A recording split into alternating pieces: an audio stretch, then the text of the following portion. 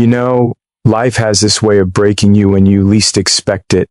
One day you're open, heart full of light, hope, laughter, and the next you're standing in the quiet aftermath of something that changed you. Maybe it was betrayal, maybe it was loss, maybe it was someone you trusted who forgot what that word means. And when that happens, love, it starts to feel like a dangerous word. You start building walls, telling yourself it's protection, but inside it's really fear wearing armor. So the question is, how do you love again when trust feels like it's gone? It's not about pretending it didn't hurt. It's about learning how to heal without hardening. Let's walk through this together. 5 steps to finding love again in its truest, most human form. You know, there's this moment after something breaks, something that once mattered deeply, when the silence gets louder than the noise ever was. It's the kind of silence that sits in your chest where words used to live. And in that stillness, the mind starts to replay everything. The good memories, the laughter, the promises, the way things used to feel when trust was still something you believed in without question. When that trust is shattered, it's like the ground beneath you disappears. You start questioning not just what happened, but everything about yourself. How did I not see it? Why didn't I do something sooner? Was it my fault? These questions don't have real answers, but they echo anyway, and sometimes that echo becomes the hardest thing to live with. Most people, when they're hurt, try to outrun it. They dive into distractions, work harder, go out more, talk less about what happened. They tell themselves, I'm fine, I've moved on. But pain doesn't disappear just because you stop talking about it. It sits quietly like a wound you've covered but never cleaned. The infection of denial doesn't heal you, it just hides the truth until it finds a new way to surface. Acceptance isn't something you stumble into, it's a choice, a hard one. It means standing in front of the mirror and admitting, yes, this broke me. It means acknowledging that something sacred was lost, maybe trust, maybe love, maybe a part of yourself you thought was unbreakable. But here's the thing, the act of admitting that truth doesn't make you weak, it makes you real. And real is where healing starts. I met a man once who'd been betrayed by a business partner he'd trusted for years. He told me he woke up one day to find his savings gone, his partnership dissolved, and his name dragged through the mud. Everyone told him to stay strong, to get back up, but he said he didn't even know who he was anymore. He tried pretending he was fine. He threw himself into new projects, new people, new distractions. But deep down, he was still living in that moment of betrayal. Like a movie paused on its worst frame. It wasn't until one night, sitting alone, broke and exhausted, that he finally said to himself, it happened. It really happened. And in that moment, something shifted, not because he liked what happened, not because it was fair, but because he stopped pretending it hadn't. That's what acceptance feels like. It's not a grand victory. It's quiet. It's still. It's you unclenching your fists and letting the truth breathe. You stop fighting the memory and start understanding it. And yeah, it hurts. Acceptance is supposed to hurt. You're letting go of a version of the story that once made sense to you. You're letting go of how things should have been. But only when you do that can you start to see things as they are. There's this idea that strength means moving on quickly, getting over it, bouncing back, proving to everyone that you're untouchable. But the truth is, strength often looks like falling apart quietly and deciding to face yourself anyway. It's crying when you need to. It's admitting you're lost. It's saying, I don't know what comes next. That's courage, because the moment you allow yourself to be honest, you open the door to healing. Pain demands to be felt, and when you feel it, when you stop fighting its presence, it transforms. The edges soften, the anger begins to settle. What once felt like chaos starts to find its shape. It doesn't mean the wound disappears, but it becomes something you can hold instead of something that holds you. A psychologist once said the opposite of denial isn't peace, it's awareness. Awareness hurts, but it's the foundation of peace. And when you start becoming aware of what really happened, when you stop rewriting it to make it prettier or easier to accept, you reclaim something powerful, your reality. There's a story of a woman who was left by someone she thought she'd spend her life with. She told me for months she couldn't even say his name out loud. She deleted his pictures, threw away the gifts, changed her routines, but somehow he was still there. Not in person, but in the silence between her thoughts. One day she decided to write a letter she'd never send. In it, she wrote every truth she'd been avoiding, every disappointment, every hurt, every moment she wished had gone differently. And when she finished, she cried and she said, "It's real now." That's acceptance, not forgiving, not forgetting, just facing. Sometimes we think that if we accept what happened, we're giving up, that we're saying it's okay. But acceptance isn't surrender, it's clarity. It's you saying, "This is what happened and I'm still here." It's you reclaiming your story from the hands of what broke you. You can't rebuild on a lie. You can't move forward while pretending the ground behind you isn't cracked. The cracks are part of the story. They're proof that you lived, that you trusted, that you felt deeply enough to get hurt. And that's something to honor, not erase. When you finally let yourself feel it, really feel it, something incredible happens. You start to remember that. You've survived pain before. You start to realize that the break wasn't the end of you. It was the beginning of something different, maybe even something wiser. Acceptance is the bridge between who you were and who you're becoming. You can't cross it without walking through the truth. And the truth is, you were hurt, you were let down, you were betrayed, but you're also still breathing, still capable of love, of hope, of rebuilding. There's a quiet power in saying, "I don't need to pretend anymore." Because the moment you say that, you free yourself from the illusion that pain makes you less worthy of love. It doesn't, it makes you more human. So don't rush it. Don't force yourself to get over it. Let the truth unfold in its own time. Sit with it. Learn from it. Because what you're doing, accepting what's real, is the bravest thing a person can do. And someday, maybe not tomorrow, maybe not next month, you'll look back and realize that the moment you accepted the break was the exact moment you began to heal. Because you stopped running. You stood still. You faced it. And that's where the new story quietly began. You know, when trust is broken, the first thing that shatters isn't always your faith in others. It's your faith in yourself. That's the quiet part, the part most people don't talk about. You start to question your instincts, your choices, your ability to read people. You replay every conversation, every moment, searching for the sign you missed, the one that could warned you before everything fell apart. It's like standing in the ruins of something you once believed was solid, and realizing you're not just mourning what you lost, you're mourning the version of you who believed it was safe to trust. That's where rebuilding begins, not in fixing the other person, not in waiting for an apology that may never come. It begins with you. Rebuilding trust starts with remembering who you are when the noise quiets down, and the world stops pretending it knows what's best for you. When something breaks your trust, it leaves this invisible scar. You might not see it, but it changes the way you move through life. You start building walls instead of bridges. You analyze instead of feel.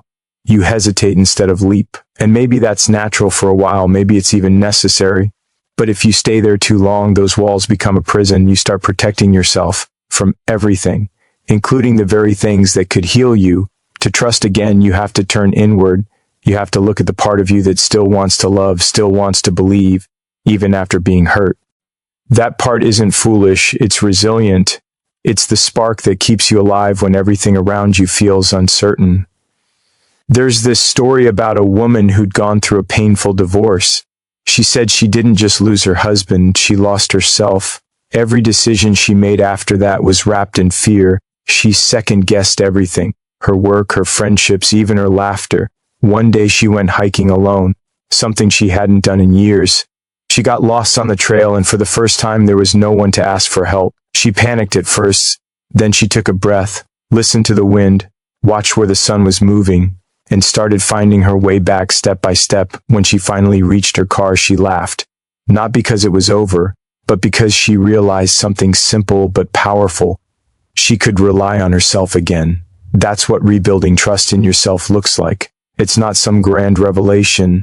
It's a series of small victories, quiet moments where you prove to yourself that you can show up, that you can make choices and live with them. It's about honoring your intuition, not ignoring it because it once led you somewhere painful. You know, we often talk about intuition like it's some mystical thing, but it's really just the voice of experience. It's your soul remembering what it's learned. When someone betrays you, it's not that your intuition failed. It's that your hope spoke louder than your fear. And hope isn't something to be ashamed of. It's the most beautiful part of being human. There's a quote I once read that said, "You can't trust others until you trust yourself not to break when they do." That hit me hard. 'Cause trust isn't about control, it's about faith. Not blind faith in people, but faith in your own ability to handle what happens if they disappoint you again. When you rebuild that faith, the world stops feeling so dangerous.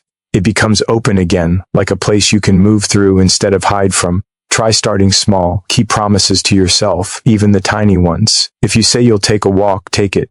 If you tell yourself you'll rest, rest. Every time you follow through, you're reminding yourself, I can depend on me. And over time, that self-trust becomes armor, not the kind that keeps love out, but the kind that lets you walk through life knowing you can handle what comes. When you stop trusting yourself, you start looking for validation everywhere else. You let others tell you who you are, what you're worth, what you deserve. And that's dangerous because people's opinions shift like the wind. But when you build that foundation within yourself, when you start believing your own voice again, no one can take that from you. I remember hearing a story about a young athlete who suffered a major injury right before her biggest competition.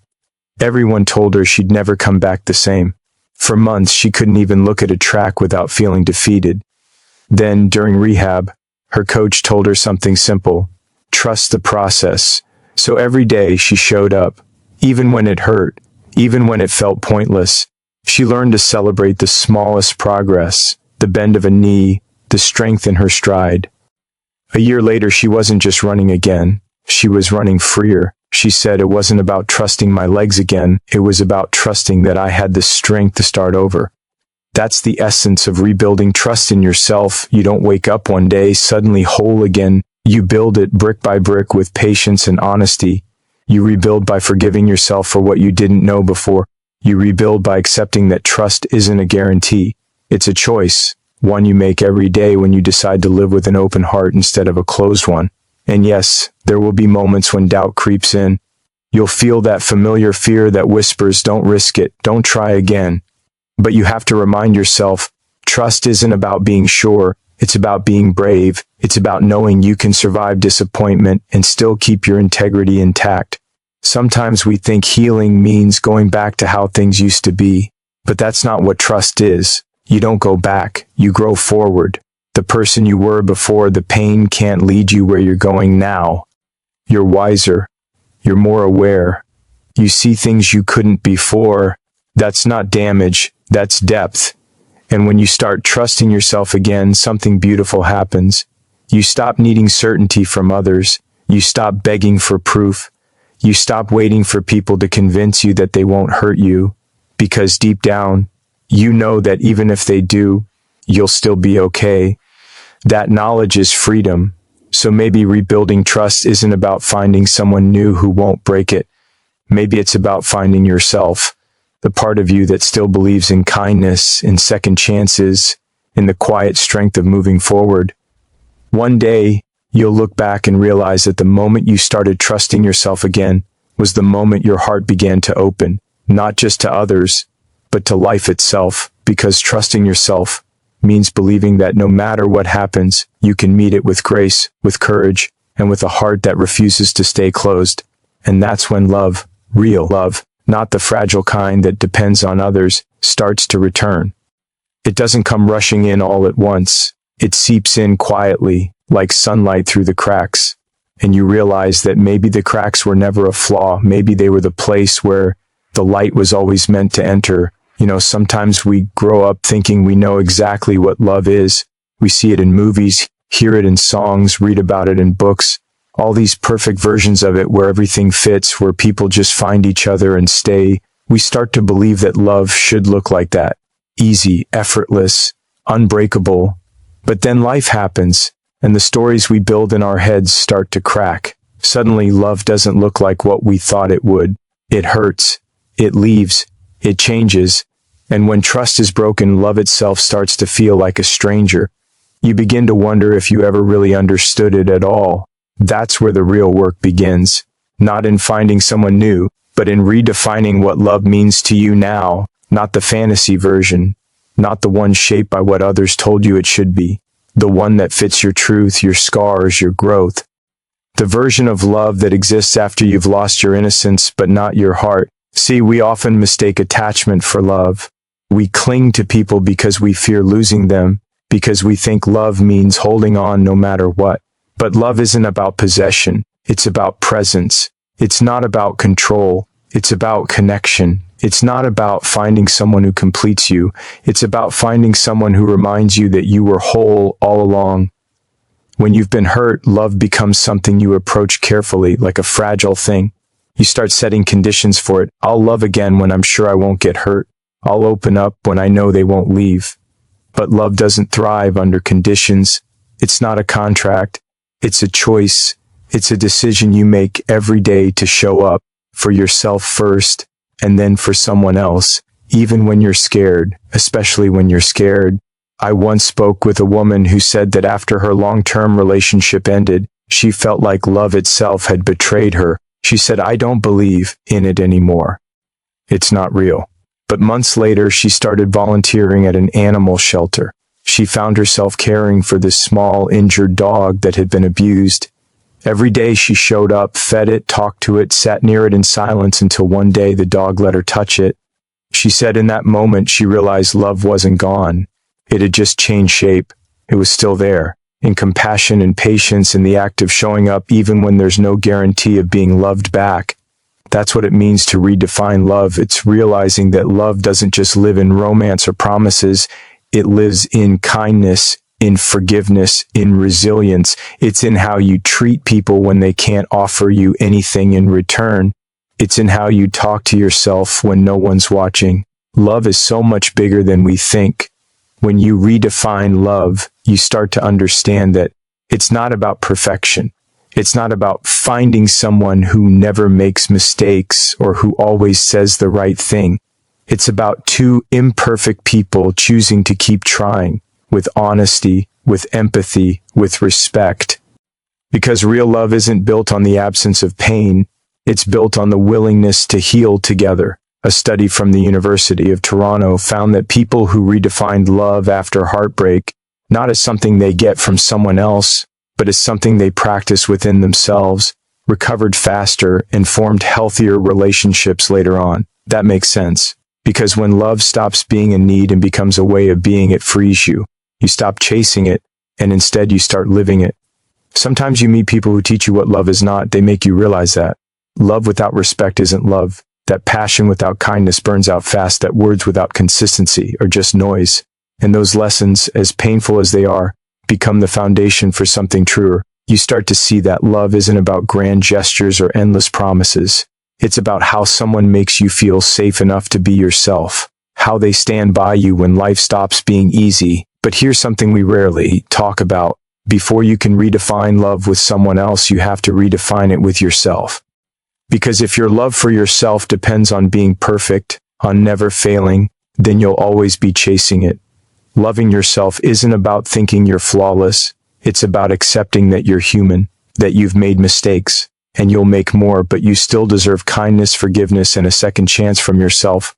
When you start loving yourself in that way, not for what you do, but for who you are, you stop looking for people to fill the holes in your heart. You stop begging for the kind of validation that leaves you empty when it's gone. You start creating love instead of searching for it, and that changes everything. There was a man who lost his wife after 20 years of marriage. For years after her passing, he couldn't imagine loving anyone again. He said it felt like betrayal to even consider it. But one day, while sitting on a park bench, he watched a young couple argue, then laugh, then hold hands again, and he said he realized something. That love isn't just between two people. It's in the act of living. It's in every moment we choose tenderness over bitterness, courage over fear. He said love didn't die with her. It just became something else. That's the truth. Love evolves. It grows. It learns to live inside new moments, new people, new forms. When trust is gone, love doesn't disappear. It just asks to be understood differently. Maybe this time it's quieter, gentler, wiser. Maybe it's not the rush of adrenaline, but the calm of safety. Maybe it's not the fireworks, but the steady flame that doesn't go out when the wind changes. So many people think falling in love again means starting over, like you have to erase what came before, but you don't. You carry the lessons with you. You carry the strength, the awareness, the clarity. Redefining love isn't about forgetting the pain. It's about transforming it into wisdom. It's saying, I can love again, but this time I'll do it differently. This time I'll love without losing myself. This time I'll love with open eyes and an open heart. Because love isn't meant to complete you. It's meant to grow with you. It's a mirror, not a rescue. When you redefine it that way, love stops being something fragile. It becomes something alive, resilient, sacred, something that doesn't break when life gets hard, but bends and expands with you. And maybe that's the point of losing trust, of having your heart broken. Not to make you bitter, but to help you see that love isn't what you thought it was. It's deeper, it's quieter, it's real. It's what's left when all the illusions fall away. You begin to realize that love isn't about finding the right person. It's about becoming the right presence. It's about showing up with honesty, with kindness, with courage. It's about giving without losing yourself and receiving without fear. So when you start to love again, do it differently. Love not because you need to be saved, but because you finally understand what it means to be human. Love because it's the only thing that makes all the broken pieces make sense. Love because even after everything that's been taken, it's still the one thing you have the power to give. Forgiveness. It's one of those words that's easy to say but hard to live. People talk about it like it's some kind of light switch, something you can turn on when you're ready to move on. But if you've ever really been betrayed, really been hurt, you know it's not that simple. It's not a single moment. It's a long, uneven process. One that starts with anger, confusion, and the quiet ache of wondering how someone you trusted could do what they did. And yet somewhere deep down, you realize that if you don't forgive, you'll keep carrying that moment forever. When someone breaks your trust, they don't just take something from you. They leave something behind, a weight. It lives in your chest, in your shoulders, in the space between who you were before and who you are now. At first, that weight feels righteous. You think, I have every right to be angry. I have every right to hold this. And you do, but over time, the weight doesn't just stay, it grows. It seeps into the way you see people, the way you speak, the way you love. It starts to define you. And one day, you wake up realizing that what they did is no longer the thing keeping you stuck. It's your refusal to let go. Forgiving isn't about excusing someone's behavior. It's not about pretending it didn't hurt or convincing yourself that it was somehow for the best. It's about taking back the power you gave to the pain. It's about saying, you no longer get to live rent-free in my heart. Because the truth is, resentment doesn't punish the person who hurt you. It punishes you. It keeps you connected to the moment of betrayal, like a chain that never breaks. Forgiveness, on the other hand, is the act of cutting that chain, not to free them, but to free yourself. I once met someone who had been betrayed by a close friend, a friend they considered family. The betrayal was personal, deep, the kind that leaves scars. For years they carried that anger. Every time they thought about it, their chest tightened, their hands curled into fists. They told themselves they didn't care, but you could hear it in their voice, the bitterness, the heaviness. Then one day, after years of carrying it, they said something I'll never forget. I realized I was drinking poison, waiting for them to die. That's what resentment does. It keeps you suffering for a wound someone else inflicted. So how do you begin to forgive? It starts with honesty, not with them, with yourself. You admit that you're hurt, that you're angry, that you're tired of feeling this way, because the truth is, anger has a way of disguising itself as strength. It makes you feel powerful for a while.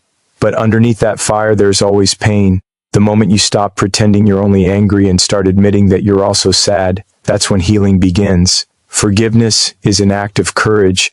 It takes strength to let go of something that once defined your pain. But forgiveness doesn't mean reconciliation. It doesn't mean opening your life to someone who hasn't changed. It's not about letting them back in. It's about letting them go. You can forgive someone and still protect your boundaries. You can wish them peace and still choose distance. Forgiveness doesn't rewrite the past. It reclaims your present. There's a story about a man whose brother stole from him, lied to him, and destroyed their relationship. For years he held on to the anger, refusing to speak to him. He told himself he didn't care if his brother apologized. He'd never forgive him. But when their mother passed away, he saw his brother again, and something inside him broke open. Not because he forgot what happened, but because he realized the years he spent hating him had stolen more from his life than his brother ever did. He forgave not to restore the relationship, but to stop letting the pain own him. Forgiveness doesn't erase memory. It doesn't make you naive. It doesn't mean you'll never feel anger again. It just means you've made a decision to stop carrying something that isn't yours anymore.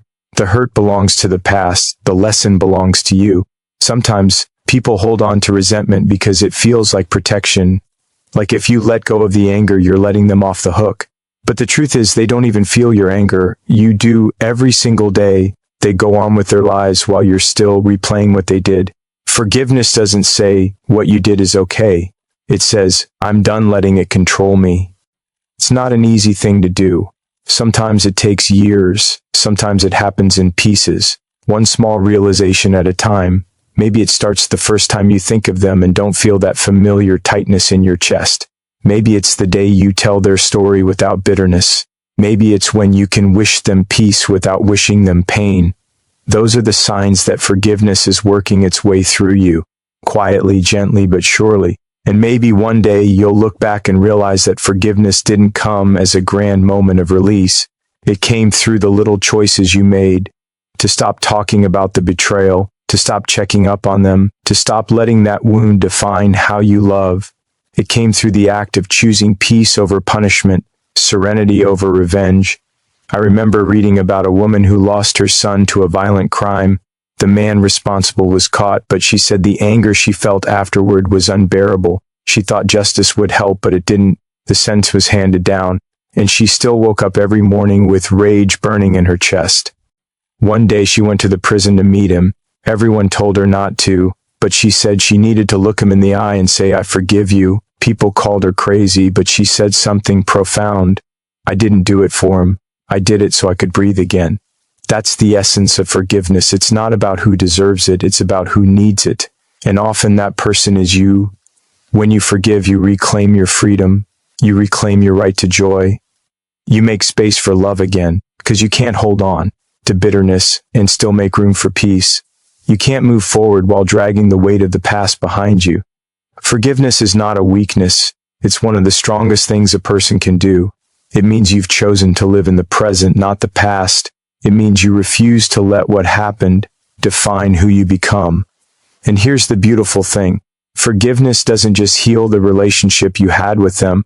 It heals the relationship you have with yourself. It restores your faith in your own resilience, in your capacity to rise above what tried to break you. You may not get an apology. You may never hear the words you deserve, but you can still give yourself the closure they never could. You can still give yourself peace at the end of the day. Forgiveness isn't a gift for the person who hurt you. It's a gift for the person who survived you. It's the quiet declaration that says, you no longer control my story, I do. And that's when you truly begin to heal. The moment you set yourself free, when you've been hurt, when trust has been torn apart, the idea of loving again can feel impossible. The heart starts to guard itself. You start walking carefully through the world, afraid of anything that even looks like love. You tell yourself you're fine on your own, and maybe for a while you are. But deep down there's a quiet ache, the part of you that still remembers what it feels like to be seen, to be understood, to be connected, the part that still wants to believe that love, in its purest form, can exist again. But this time, it can't be rushed. Loving again after loss, after betrayal, after pain, it's not a leap, it's a slow return. You start by learning to hold your own heart without fear. You begin with small acts of trust, not in others but in life itself. You start to believe that not everyone will leave, not everyone will lie, and not every ending is a reflection of your worth. The truth is, when you love again, it's not the same kind of love as before. It's quieter, wiser. It carries the weight of what you've been through, but it also carries the beauty of what you've learned. You start to realize that love doesn't have to mean losing yourself. It doesn't have to hurt. It doesn't have to be perfect. Love can be gentle, the kind that doesn't demand, that doesn't chase, that doesn't promise forever, but shows up fully in the moment. You see, love after pain isn't about finding someone to fix what's broken. It's about finding someone who can sit beside you while you heal, without trying to change your scars into something prettier. It's about presence, not promises. It's about two people walking beside each other, not to complete each other, but to witness one another as they grow. There's a man I once spoke to who lost the person he thought he'd spend his life with. For years, he carried that loss like an invisible shadow. Every time someone tried to get close, he'd pull away. One day, he said something that stayed with me. He said, "I realized I was waiting to feel safe before I let myself love again." But love isn't about being safe. It's about being brave. And he was right, because love always involves risk. But when you've been broken and you still choose to open your heart, that's not weakness. That's the truest kind of strength. When you love again, you'll notice something different. You won't fall headfirst the way you used to. You won't confuse intensity with intimacy. You won't chase validation or lose yourself trying to keep someone else's attention. You'll move slowly, carefully, honestly. You'll listen more. You'll speak from truth, not fear. You'll understand that love doesn't have to be everything. It just has to be real. And maybe for the first time, you'll start to love without expectation. You won't need guarantees. You won't hold on to the illusion that love means forever. You'll simply let it be what it is, a connection, an energy, a moment that adds light to your life. You'll understand that love isn't about owning or controlling. It's about experiencing. You'll know that love can come and go and still be worth it. There's a peace that comes when you stop asking love to heal you and start allowing it to inspire you. When you love without expecting it to fill your emptiness, love becomes something pure again, a gift, not a need. You stop measuring it by how long it lasts and start honoring it for how deeply it makes you feel. So when you love again, do it gently. Love with eyes open, love with patience, love with gratitude for the moments you're given. Don't chase forever. Cherish now. Don't build expectations. Build presence. Love not because you're certain, but because you've learned that life is too fragile not to. Because in the end, love isn't about avoiding pain. It's about believing that even after the storm, your heart still knows how to bloom. So if you're standing there, wondering if your heart can ever feel safe again, know this. It's not about going back to who you were before. It's about becoming someone new, someone softer, stronger, and more awake. Love didn't leave you. It's just waiting for you to come back home to it.